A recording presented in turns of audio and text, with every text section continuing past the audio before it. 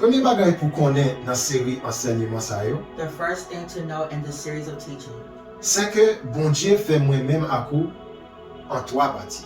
is that God has made you and I in 3 parts. Nous c'est l'esprit, nous posséder yon âme et nous habiter dans yon corps. We are spirit, we have a soul, and we live in a body. Dans l'autre épisode yo dans enseignement ça, moi pral enseigner sur 3 parties ça. In the other episodes of this teaching, I will teach on these 3 parts. Yon par yon dans la vie chrétien yo, One by one in the life of the Christians, qui pral révéler vérité spirituelle concernant nouvelle vie que yo gagne dans Christ là. which will reveal spiritual truth about the new life that they have in Christ.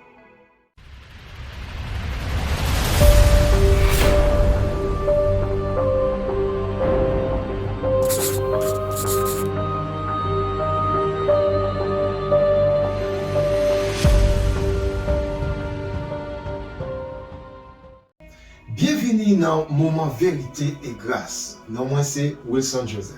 Welcome to the moment of truth and grace. My name is Wilson Joseph.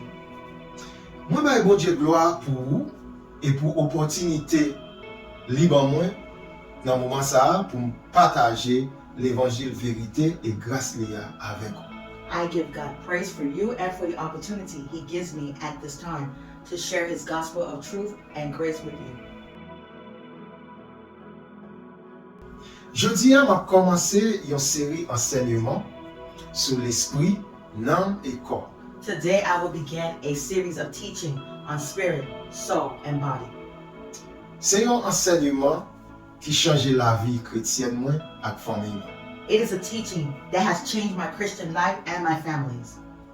Même gens ou pour l'apprendre à travers épisode dans enseignement ça, The same way you will learn throughout the episodes of this teaching. moi te apprendre qui mon moi dans Jésus-Christ, qui est Jésus-Christ dans moi et qui ça moi gagné dans Jésus. I learn who I am in Jesus Christ, who Jesus Christ is in me, and what I have in Him. Moi te vinn joindre réponse pour question comme comment yon moun fait vin nouveau dans Christ. I found answers to questions like how does a Christian become a new person in Christ? Comment yon chrétien qui a toujours fait bagay qui pas dans volonté bon Dieu pas yon péché encore. How a Christian who still can do things that are not in the will of God, not a sinner anymore. Comment déjà guéri dans Jésus pendant qu'a toujours senti douleur dans corps. How am I already healed in Christ when I can still feel pain in my body? Vérité ça yo avec un pilote ou pour le découvrir avec moi. And many other truths that you will discover with me. L'aime te fin connaît yo, te porter la paix avec liberté dans la vie. When I came to know them, brought peace and freedom into my life. Tant que l'évangile Jean chapitre 8 verset 32 a dit, la connaît vérité a, laisse a, vérité a va ban nous liberté. Like it says in the Gospel of John chapter 8 verse 32, you shall know the truth and the truth shall make you free.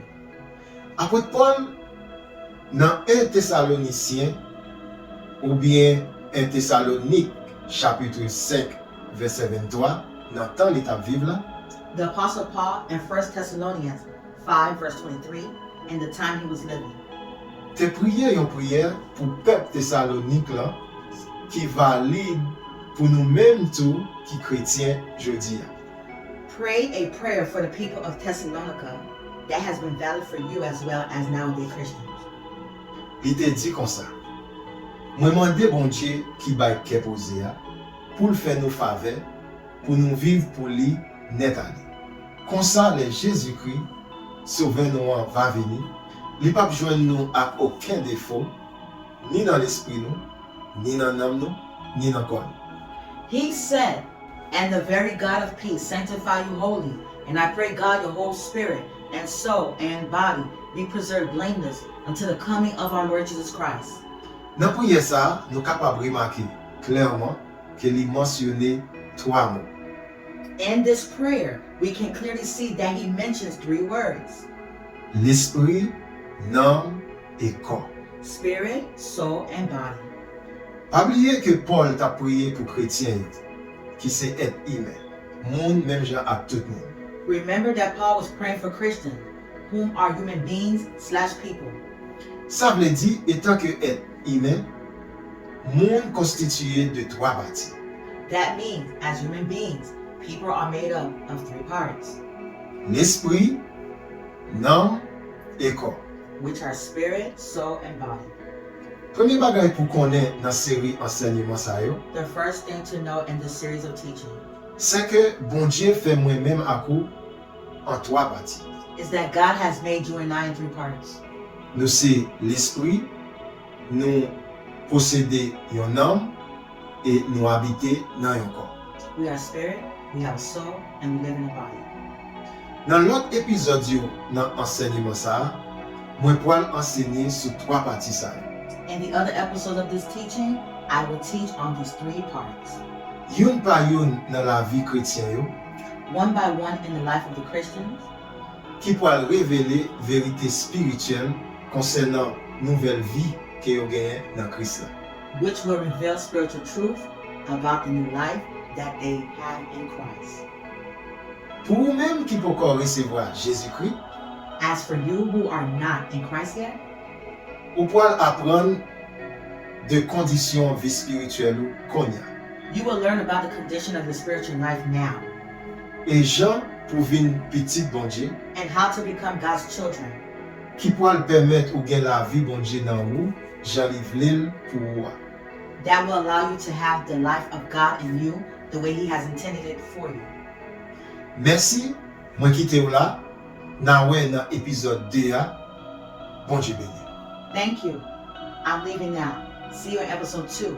God bless you.